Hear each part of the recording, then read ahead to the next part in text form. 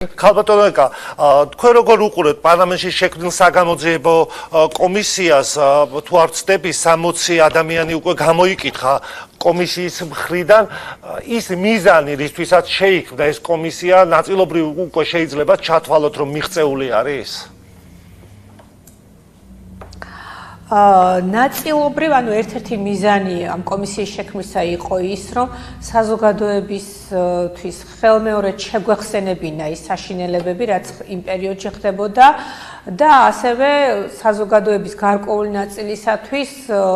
გაგვეცნო ის დეტალები, რაც ხდებოდა და რის შესახებაც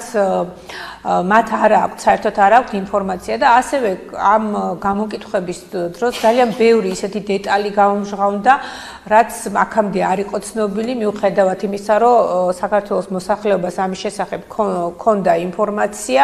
ესე დეტალებში და ესე წყვილმან ფაქტების გახსენებით, რა თქმა უნდა, არ იცოდა საზოგადოების ძალიან დიდმა ნაწილმა. და გარდა ამისა, აქ არის ძალიან მნიშვნელოვანი ის ნაწილი, რომ მზადდება